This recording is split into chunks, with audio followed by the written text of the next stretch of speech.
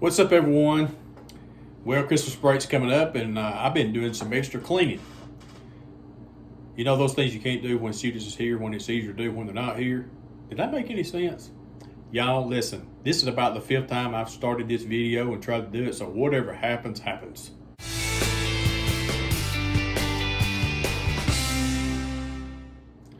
By the way, before I get started this video, I want to tell you that I'm putting a link in the description below how you can support this channel. It's something new that I'm trying, and I believe in it 100%. It's all good, and you can buy me a coffee. It's not literally buy me a coffee, it's just a way that you can help support this channel. Just click the link in the description below and check it out for yourself.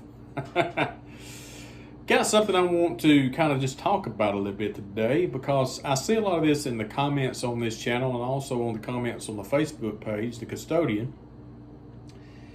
And it's something that we can get caught up in if we're not very careful, and it can make us not enjoy our jobs as much as we should. And I think it may be the thing that we are owed entitlement. Ooh. Mr. Jeff, you're going to get on some toes today. You're going to make some people not happy. They may blank you in your comments. Well, that's okay. If they do, I can delete the comment or block it. Anyway, here's the thing. When we got these custodial jobs, we were excited. We wanted the job. We wanted the benefits. We wanted the retirement that it offers. We wanted the time off of work that it offers. And some of the benefits of working alone that it offers, which I enjoy a whole lot. And I got tied up in that entitlement thing when I first started. I felt like, nobody appreciates anything I do. Nobody cares. Well, guess what? You're probably right.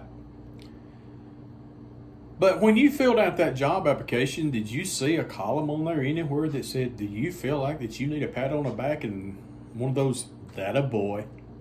No, you probably didn't. You probably didn't. What'll happen to us if we're not careful in this cleaning industry and what we're doing is that we do work hard, and what we do gets messed up really quick. And when I started this channel, I used to close it out a whole lot.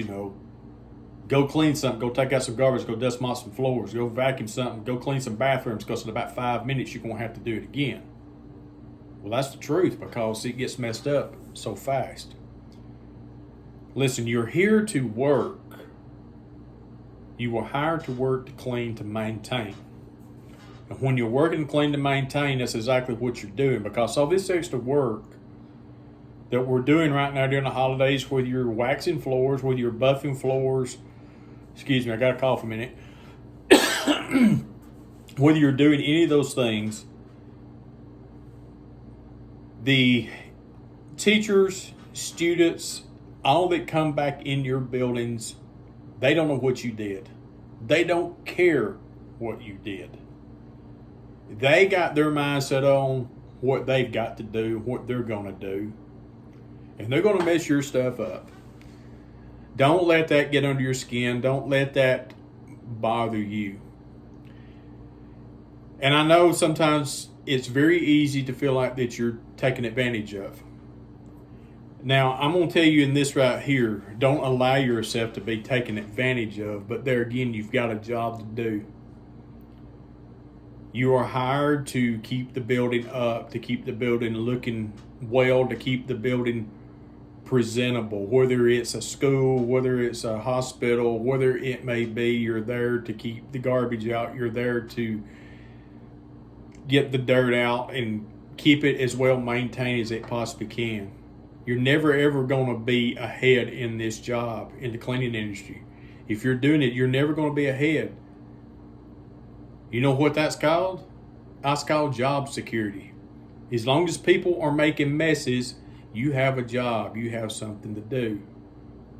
And I know it can be very frustrating when you have just cleaned something and it gets messed up. It can be very frustrating when you walk in a teacher's lounge and there's been coffee mugs left in there, or somebody has threw stuff at the garbage can and they've missed it, or you come in where you've buffed and you've you've cleaned your floors and there's coffee drips all the way down the hall, or it's a rainy day and it looks like I heard a buffalo come in your building and it's messed up in just a few minutes what it took you hours to do and clean. It can be frustrating. But there again, realize that you were hired to do the job, and it's not up to anybody there to keep you happy and to give you that pat on the back. You're there to earn a paycheck. You're there to put your years in. You're there to support your family. You're there to put food on the table and have a roof over your head, and to be able to retire one of these days and sit in your rocking chair and think about what you did. Anyway, that's just my thoughts on this. It's just, don't let it get to you when you do not feel appreciated. Because I'm going to tell you something right quick. Is this right here. If you're an older custodian, you've been doing this for a long time, you've seen the change. Because when I first got hired, I had teachers that were in their 50s and 60s, and they treated us different. It was a different generation. They were very thankful. They were very polite, and they loaded you up at Christmas time with gifts and everything else. They did. And some of y'all still may get those things. But the younger generation is just not that way.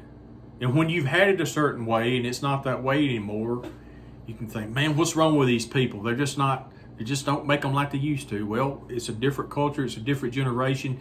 And thanks to our great world that we live in, this fallen world that we live in today, in this self-centered society that we live in, and thanks to cell phones where people walk and they're texting and they're got their nose stuck in that, they never look up.